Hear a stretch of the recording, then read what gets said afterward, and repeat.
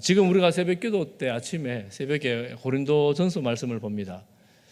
고린도전서 말씀은 여러분 쭉 보신 분 아시겠지만 고린도 교회가 문제가 참 많은 교회였어요. 문제가 많은 교회였기 때문에 사도 바울이 몇 차례나 이 고린도 교회와 서신을 왕래하면서 이런저런 문제에 대해서 해결책을 제시를 합니다. 우리 성경에는 고린도 전후서 두 편이 남아있지만 많이 서신서가 교류했다고 보는 분들은 4편 이상이 교류되었고, 적게 보는 사람도 최소한 이 고린도전서도 이미 한 번의 편지가 왔다 갔다 한 증거들이 전서를 읽다 보면 나옵니다. 그러니까 고린도 교회의 문제를 위해서 사도가 얼마나 애를 쓰고 힘썼는가 하는 것을 좀 알 수가 있습니다. 이 문제들을 살펴보면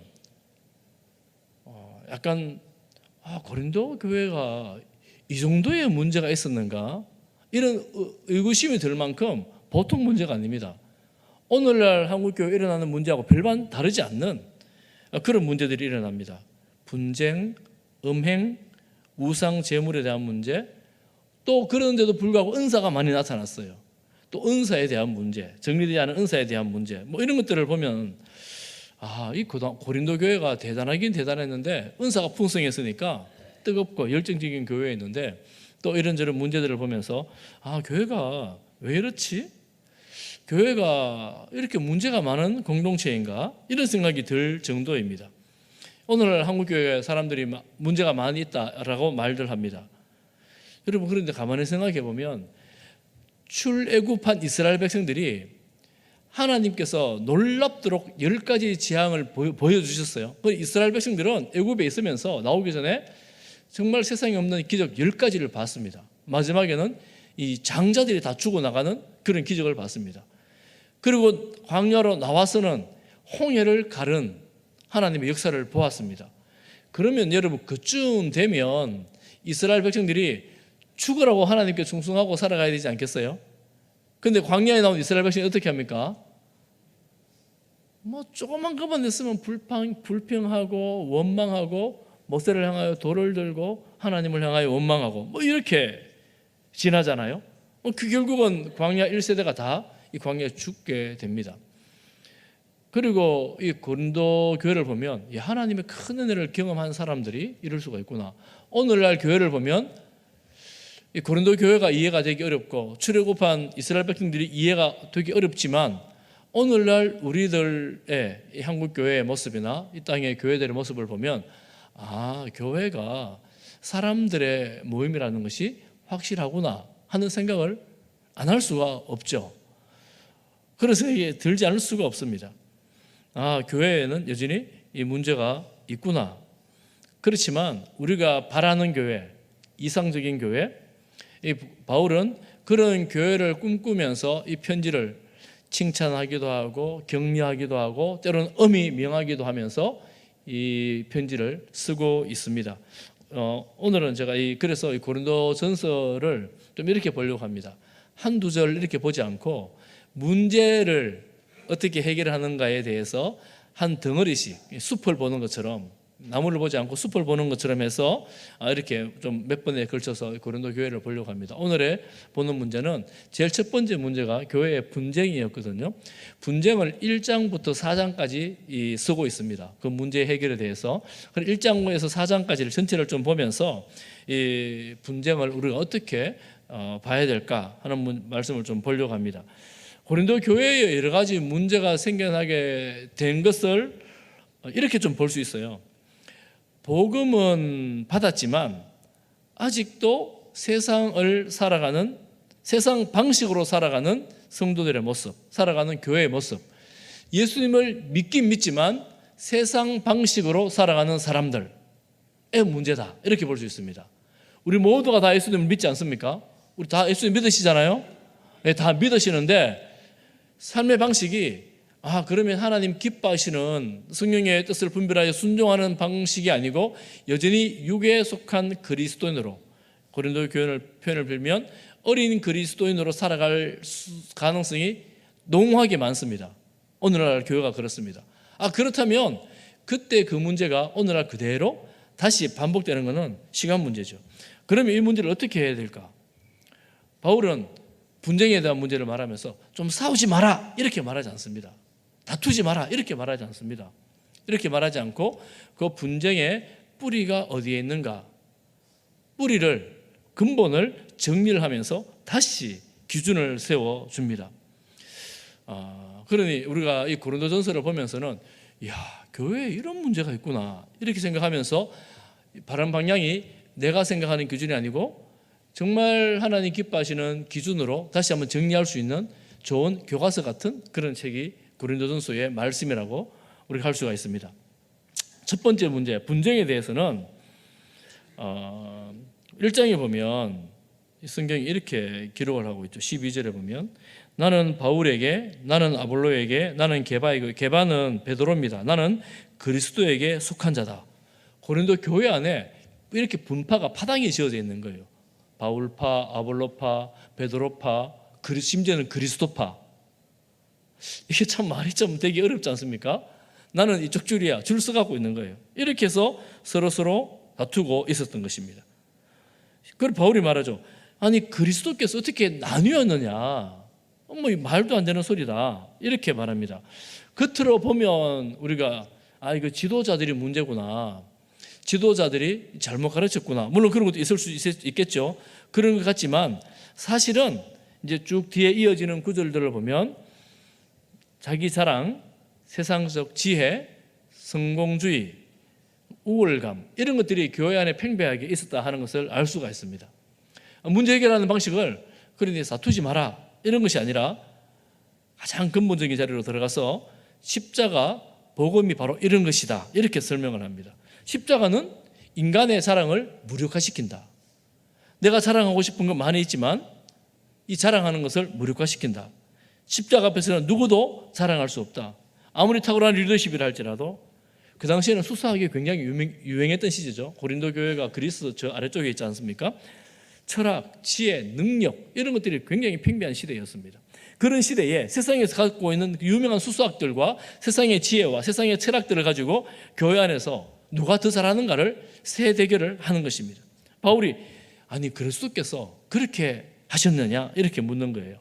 그러니까 교회의 중심은 사람이 아니다, 세상의 자랑이 아니다, 세상의 것들이 아니다. 교회는 그리스도 십자가로 하나가 되어야 된다 이렇게 말하는 거예요. 그러니 십자가는 세상의 모든 지혜를 뒤집어 버립니다. 방금 말씀드렸던 그 그리스 철학이 얼마나 유명합니까? 철학들, 또 수수학들, 웅병들, 지적 우월성들. 철학이라는 이름 자체가 지혜에 대한 사랑이다 그런 말 하지 않습니까? 그런 것들에 대해서 누가 말을 더 잘하고 누가 더 많이 알고 누가 더 큰 영향력을 가지고 있는가 이런 것들에 대해서 바울은 그런 것이 아니다 이렇게 말하는 거예요. 자기 자랑하려고 할 때 오히려 자랑하는 권위를 내려놓아야 된다. 우리를 구원하가는 십자가가 어떤 것인가 이렇게 말합니다. 여러분 18절 말씀을 다시 한번 보겠습니다. 다시 한번 읽겠습니다. 시작. 십자가의 도가 멸망하는 자들에게는 미련한 것이요 구원을 받는 우리에게는 하나님의 능력이 됩니다. 여러분 십자가의 도는 예수님을 믿지 않는 사람들이 십자가를 바라보면 사형 형태이기 때문에 자랑할 게 하나도 없습니다. 죄수의 마지막 자리가, 그것도 가장 심각한 죄인의 마지막 자리가 바로 십자가였습니다. 뭐가 자랑거리가 되겠습니까? 부끄럽고 수치스럽고 부정해야 되는 십자가죠. 그런데 구원을 얻는 우리에게는 뭐라고요? 외우고 계시네요. 구원을 얻는 우리에게는 하나님의 능력이 됨이라. 여러분 그 당시에 이 십자가를 가지고 구원을 받았다, 하나님의 능력이다 이렇게 말하는 것은 철학자들, 그 당시 지혜자들이 볼 때는 진짜 무서운 이야기입니다. 비웃음을 받을 수밖에 없는 이야기입니다. 그런데 바울은 아주 너무나 당당하게 십자가로 하나가 되어야 된다, 이것이 우리를 구원하는 것이다 이렇게 말씀을 하는 것입니다. 그러니 교회는 인간의 자랑거리들을 다 정리하고 끊고 오히려 십자가 안에서 십자가의 도로 말미암아 하나가 되어지고 구원받은 백성들이 십자가의 도로 모여지는 것이다 이렇게 말씀을 하는 것이죠. 왜냐하면 그 당시에 그들이 그렇게 자랑하고 싶었던 모습들은 바울이 보기에는, 여러분 1장 앞에 안 나옵니다. 1장 성경 보십시오. 26절부터 29절 말씀에 여러분 우리 같이 한번 읽어볼 텐데요. 천천히 한번 볼 텐데 한번 같이 보겠습니다. 고린도전서 1장 26절부터 29절까지 천천히 같이 봅니다. 형제들아, 시작. 형제들아, 너희를 부르심을 보라.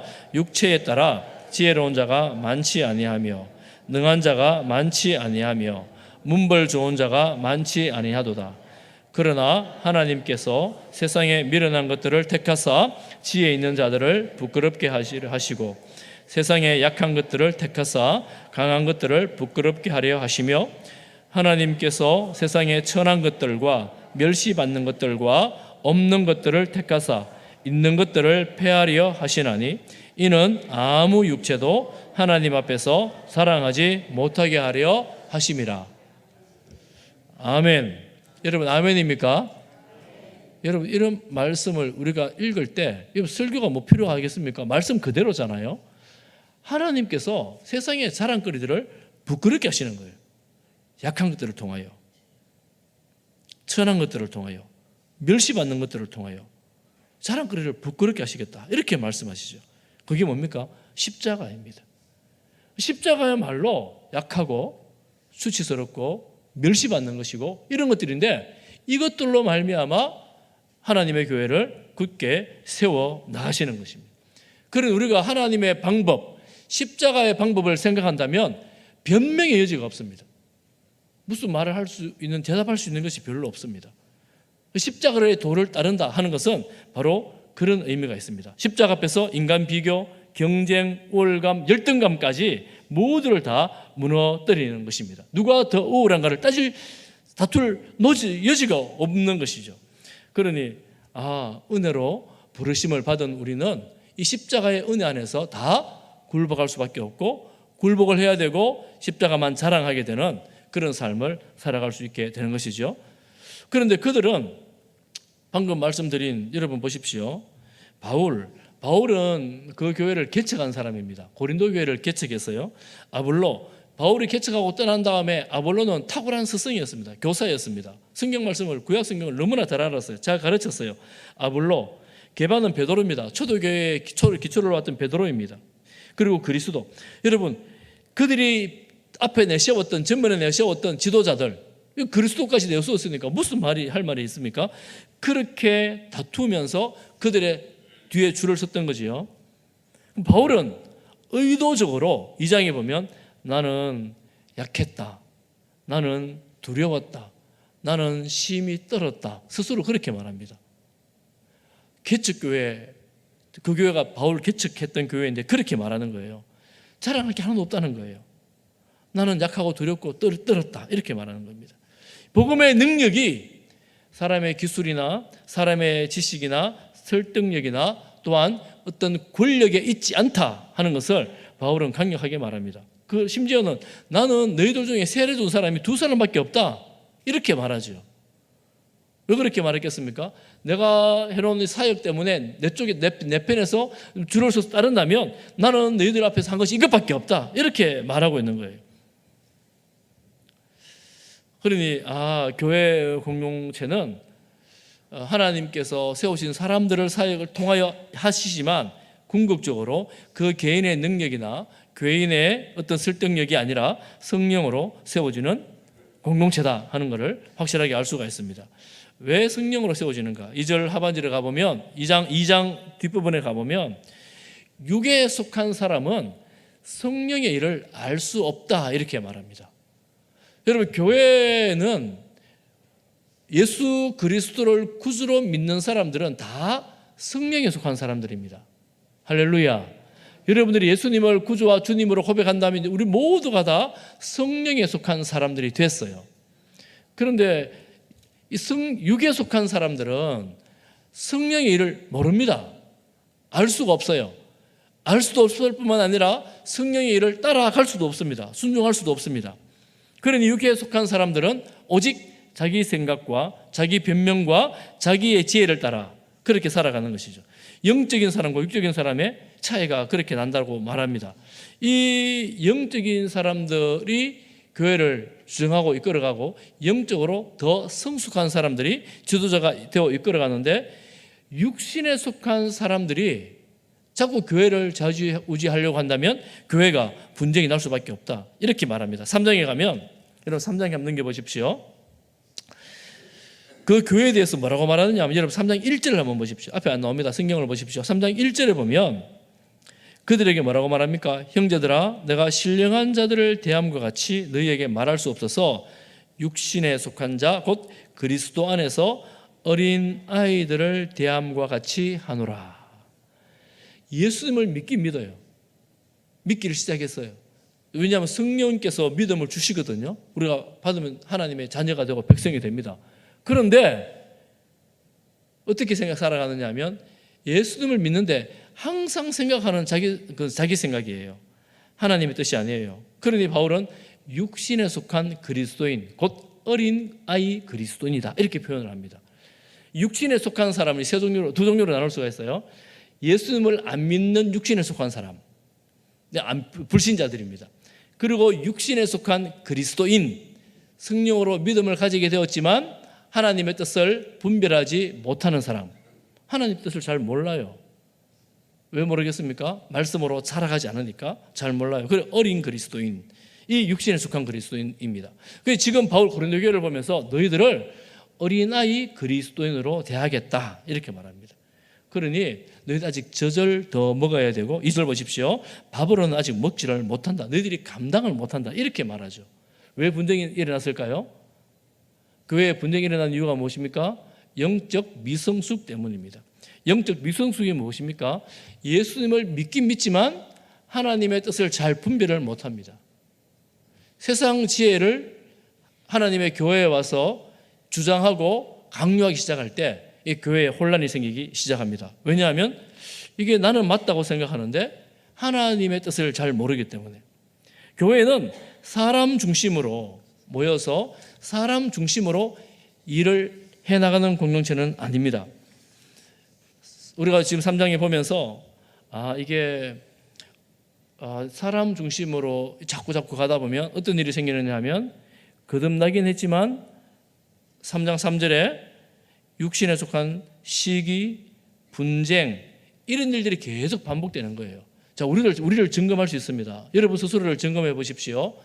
내가 주님을 믿고 주님을 따르는데 계속 시기심이 나를 주관하고 질투심이 나를 주관하고 또 다툼이 자꾸 내 마음에 사기 트면 내가 아직 어린 그리스도인이구나, 이렇게 생각할 수 있습니다. 지금 그렇게 말씀하고 있죠. 그러니까 교회에 그게 나타나게 되면 다툼이 되고 분쟁이 되는 것입니다. 바울은 그런 사람들에게 이 지도자들에 대한 정리를 좀 합니다. 나는 이 사람이 좋아, 나는 이 사람이 좋아, 이러면서 자꾸 분쟁이 일어나니까 바울파, 아볼로파의 예를 들면서 정리를 합니다. 지도자들에 대해서 어떻게 정리하는가 하면 5절 말씀에 보면 아볼로는 무엇이며 바울은 무엇이냐, 주께서 각각 주신 대로 너희로 하여금 믿게 한 사역자들이 아니냐. 이 말씀을 잘 주의해서 보시기 바랍니다. 사역자들이 무슨 일을 하는 사람이냐 하는 것입니다. 사역자들은 아직 주님을 모르는 사람들이 주님을 믿을 수 있도록 인도를 해주는 사람이에요. 주님을 소개해 줍니다. 인도해 주는 사람입니다. 그리고 그 사람이 주님께로 더 가까이 나갈 뿐만 아니라 그 사람이 신앙으로 자라도록 돕는 사람입니다. 이게 사역자예요. 안타깝게도 오늘날 한국 교회 강단에 문제가 좀 있는 교회들이 좀 있습니다. 여러분 유튜브 여러분 많이 보실 거 아니에요? 설교를 많이 들었을 거 아니에요? 그런데 가끔 보면, 저도 참고하고 듣고 이렇게 하는데, 가끔 보면 앞에서 강력하게 말한다고 막 설교한다고 막 하는데, 너무 강하게 말하는데 이게 성경하고 틀린 말씀을 자꾸 이게 성경이라고 말을 하시는 분이 아주 가끔 있습니다. 이단도 아니에요. 이단들은 그런 글이 많죠. 아주 신학이 틀린 말씀을 하시는 분이 많은데, 이런 분들 교회 이름도 나오고 이단도 아닌데 이 성경의 앞뒤를 잘 모르면서 하시는 분들이 가끔 있어요. 그래서 여러분 말씀을 들을 때 잘 들으셔야 돼요. 잘 분별해서 들어야 됩니다. 또 너무 큰 확신을 가지고 말하니까 이게 참 난감하죠. 이거 주제 그게 안 되죠. 그런 경우가 있습니다. 그래서 너무 이렇게 인터넷을 의지한다든가 인터넷에 너무 빠지는 것 좀 조심하고 또 분별해야 될 필요가 있죠. 말씀을 잘 알고 많이 알면 이 좀 분별이 되어지는데, 말씀을 잘 모르다 보면 재미있고 확신 있게 말하면 빠지는 경향이 있잖아요. 지금 교회가 문제가 바로 그것입니다. 강단이 사유화되는 것입니다. 사유화, 개인적인 용도로, 개인의 야망과 개인의 성공을 향한 용도로 강단을 사용하는 것입니다. 굉장히 위험하죠. 강단은 세상적인 말로 하면 공적인 자리라고 말할 수가 있는데, 하나님 나라의 관점에서 공적입니다. 하나님의 말씀과 하나님 나라의 나라를 선포하는 거죠. 무엇으로요? 성경으로, 말씀으로. 그러니까 이 강단에서 개인의 유불리를 가지고 이 사유하는 것은 굉장히 위험한 일이다, 이렇게 볼 수가 있습니다. 그러니 바울은 이 사역자들에 대해서 믿게 하고 자라게 하는 일이 당연한 일이고, 또한 자기 자신도 뭐라고 말하느냐 하면 6절 말씀에 보면 나는 심었고 아볼로는 물을 주었으되 오직 하나님께서 자라나게 하셨느니라. 하나님께서 자라나게 하셨느니라. 할렐루야. 바울이 심었다고 내 교회라고 말하지 않죠. 아볼로가 부지런히 말씀을 가르쳤어요. 하나님께로 이렇게 가야 된다고 부지런히 가르쳤어요. 그래 자라게 하시는 분은 하나님입니다. 자라게 하시는 분. 우리가 배우면서 말씀을 듣고 배워야 돼요. 여러분 교회는 말씀을 가르치고 배워요. 설교만으로 안 돼요. 여러분 배우셔야 돼요. 말씀을 배우셔야 돼요. 그래서 우리 교회는 어쨌거나 교육하는 교회, 훈련하는 교회라고 저는 계속해서 강조하는데, 배우셔야 돼요. 배우지 않으면 어떻게 되는가? 배우지 않으면 내 개인의 생각이 나를 주장하게 되고 그것이 진리인 양 선포되게 되면 굉장히 위험하죠. 바울을 심었을 뿐이에요. 씨가 나게 하시는 분은 누구십니까? 하나님이십니다.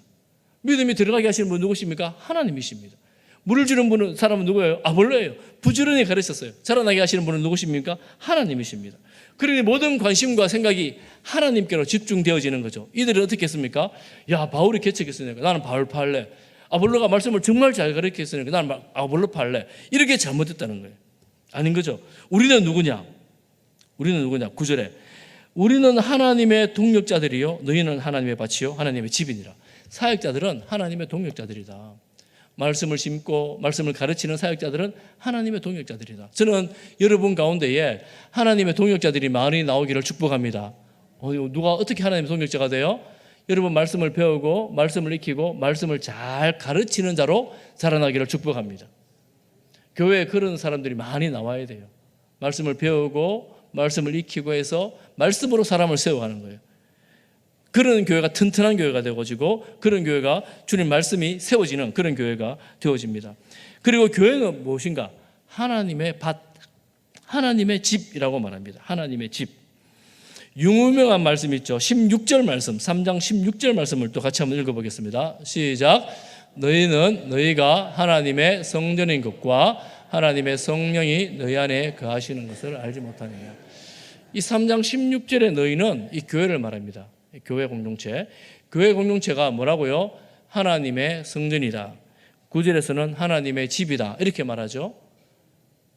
그러니 교회는 하나님의 성령이 거하시는 하나님의 성전, 하나님의 집입니다. 할렐루야. 여러분 믿으세요? 교회는 성도님들이 교회 이 건물을 말하는 게 아니에요. 지금 우리 성도들을 말하는 거예요. 이 성도들 사이에 우리들 가운데에 하나님의 성령이 와 계십니다. 우리는 거룩한 공동체예요. 세상이 뭐라 그래도 지금 바울이 이 죄 많은 고린도 교회 제가 좀 많았어요. 이 교회가 하나님의 집이다, 하나님의 성전이다 이렇게 말하는 거예요. 아니 우리 지금 죄 때문에 혼나고 있는데요.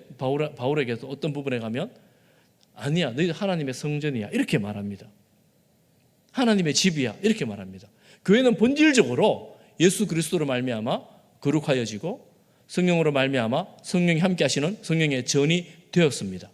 우리는 그에 걸맞는 삶을 살아가야 합니다. 일꾼들은 누구냐? 주신 은혜를 따라 자기 일을 열심히 하는 사람이에요. 4장으로 넘어갑니다. 4장 1절과 2절을 같이 한번 보겠습니다. 4장 1절과 2절. 나오네요. 감사합니다. 같이 보겠습니다. 시작. 사람이 마땅히 우리를 그리스도의 일꾼이요 하나님의 비밀을 맡은 자로 여길지어다. 2절 유명한 구절 시작. 그리고 맡은 자들에게 구할 것은 충성이니라. 하나님께서 교회에 일꾼을 세우셨어요. 사도뿐만 아니라 많은 직분을 통하여 일꾼을 세우셨습니다. 이 일꾼은 가장 첫 번째는 말씀으로 사역하는 사역자들을 말합니다. 그리고 여러 분야에서 섬길 수 있도록 청지기 직분으로 세우셨습니다. 그렇게 세우셨는데 그들에게는 비밀이 있어야 돼요. 비밀이 뭘까? 하나님의 비밀을 맡은 자로 여길지어다. 하나님의 말씀의 권세와 능력과 하나님의 말씀의 그 권위를 가진, 하나님의 말씀의 권위를 가진, 남들에게 가르치거나 설교하기 전에 그 하나님의 말씀의 은혜가 있어야 합니다. 사역자는 주인이 아닙니다. 청지기입니다. 주의 말씀을 가지고 말씀으로 이 교회에 사역을 하는 사람들입니다. 그러니까 그 개인들이 직분을 가지고 어떤 사역을 해나갈 때 나의 인기나 나의 성공이 아니고 오직 하나님께 충성하는 사람들입니다. 할렐루야. 여러분, 저도 마찬가지고 여러분 오늘 이 자리에 직분으로 부름받으신 분들은 하나님께 충성하시기를 축복합니다. 충성하셔야 돼요. 내가 앞뒤 다 가리면서 필요할 때는 나가고 내가 좀 괜찮으면 나가고 여러 빠지고 저는 또 오해하지 마십시오. 제가 이렇게 말하면 나는 직장 가야 되는데 저는 직장에서 성실하게 열심히 살아가는 사람들이 하나님께 충성하는 거라고 저는 믿습니다.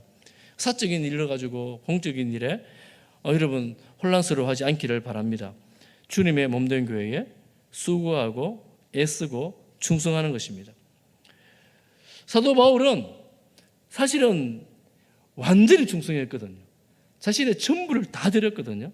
그런데 약하게 또 부족한 것처럼 성도들을 만납니다. 군림하는 것이 아니고 십자가를 지고 따라가는 그런 사역을 한 것이죠. 전체를 잠깐 정리를 하자면 이 바울은 교회 문제를 이렇게 정리하면서 해결하면서 이 세상의 조직체와 다른 관점에서 봅니다. 세상의 인사와 다른 관점에서 봅니다. 완전히 다릅니다.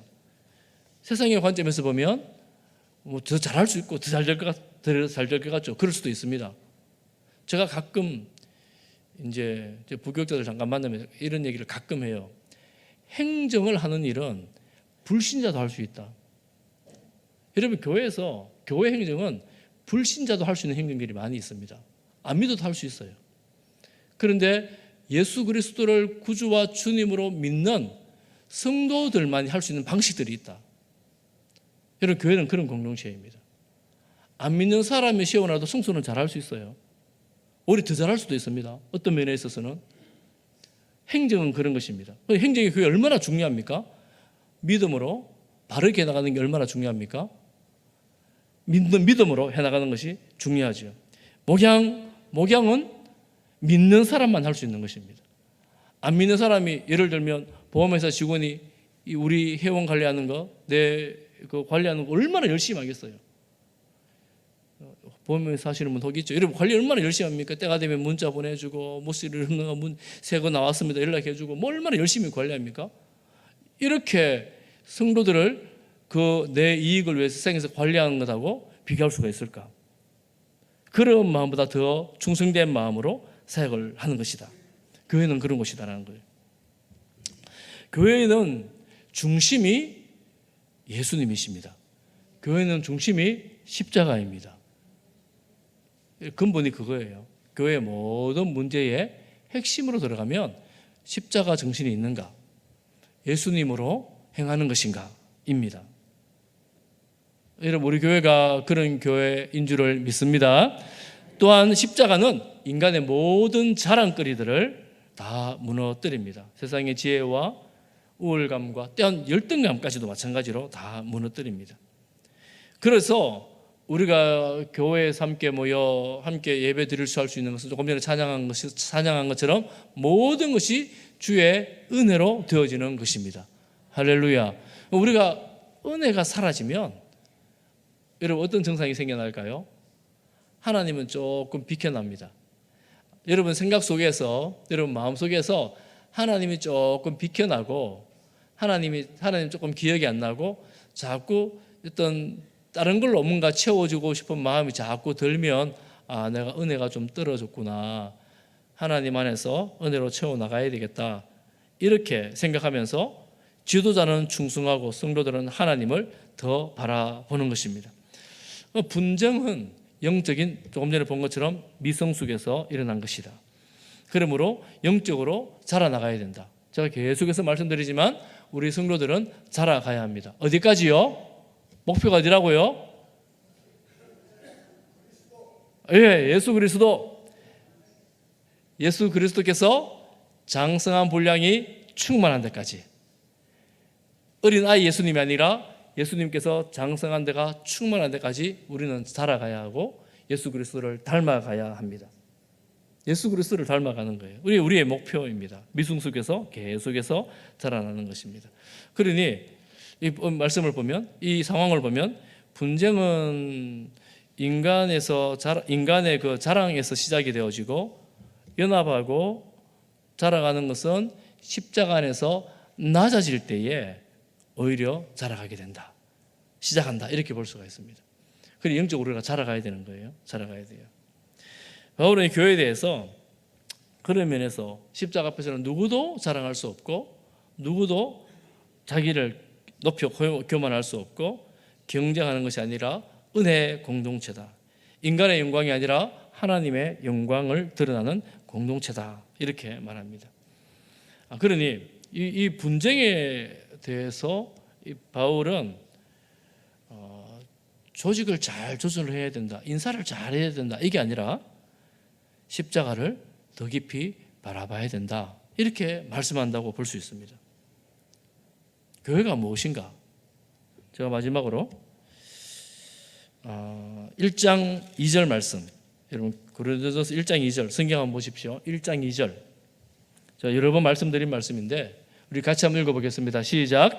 고린도에 있는 하나님의 교회 곧 그리스도 예수 안에서 거룩하여지고 성도라 부르심을 받은 자들과 또 각처에서 우리의 주 곧 그들과 우리의 주 되신 예수 그리스도를 이름을 부르는 모든 자들에게.